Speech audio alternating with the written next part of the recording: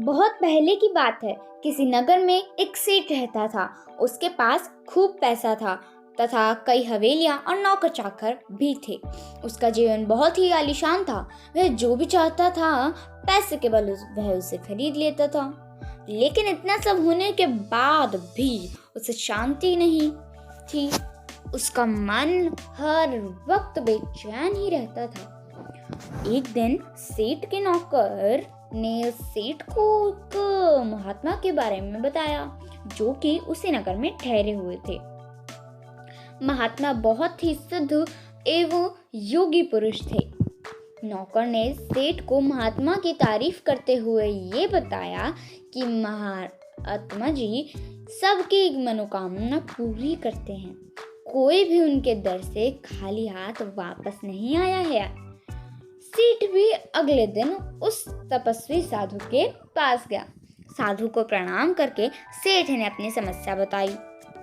सेठ ने बोला, महाराज, मेरे पास बहुत संपत्ति है। दुनिया की कोई ऐसी वस्तु नहीं जिसका मैं भोग न कर सकूं। लेकिन मेरा मन बहुत अशांत रहता है। मन व्याकुल रहता है। मुझ पर कृपा करें और कोई मंत्र दीजिए जिससे मेरा व्याकुल मन शांत हो सके।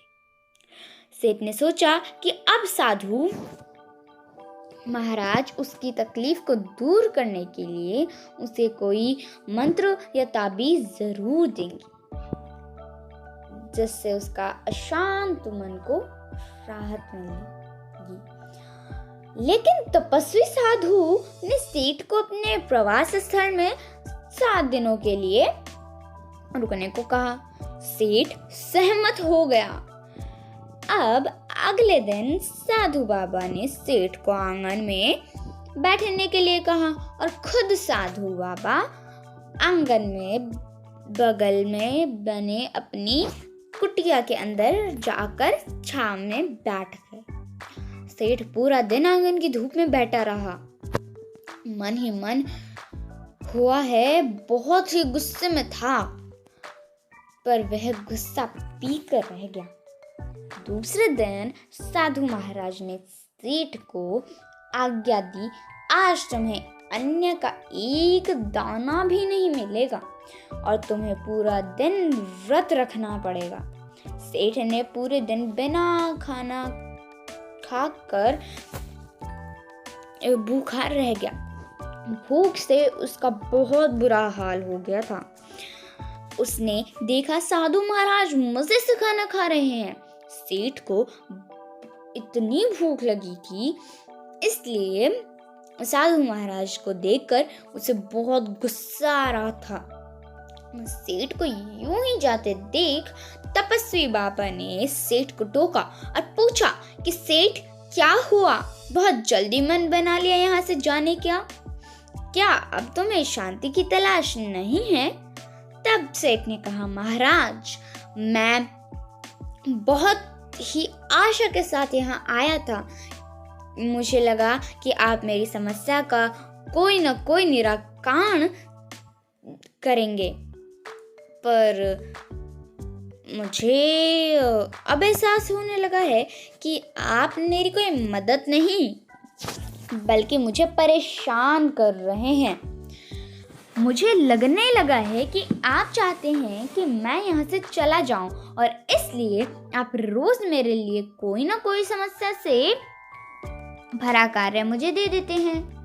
साधु महाराज सेठ की बात सुनकर हंस पड़े और बोले, सेठ, मैंने तो तुम्हें बहुत कुछ दिया पर तुमने ही कुछ नहीं लिया है। सेठ साधु की बात सुनकर आश्चर्य में रह गया और साधु की ओर देखकर बोला कि महाराज, मैं तो कुछ भी नहीं दिया है। तो साधु ने सेठ से कहा कि पहले दिन जब मैंने तुम्हें धूप में बैठाया था और मैं स्वयं छांव में बैठ गया था, इसके जरिए मैंने तुम्हें समझाने की कोशिश की कि मेरी छांव तुम्हारे काम नहीं आएगी। जब तुम मेरी बात को ही नहीं समझ पाए तो मैंने दूसरा प्रयास किया। दूसरे दिन मैंने तुम्हें भूखा रखा और खूब अच्छे से पकवान खाए।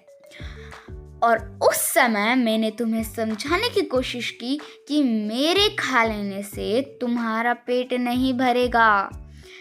सेठ, मेरी एक बात हमेशा याद रखना कि मेरी साधना से मिली सिद्धि से तुम्हें कोई सिद्धि प्राप्त नहीं हो सकती। आध्यात्म और चिंतन का एक ऐसा रास्ता है जहां मंजिल तक जाने के लिए यात्रा करनी पड़ती है।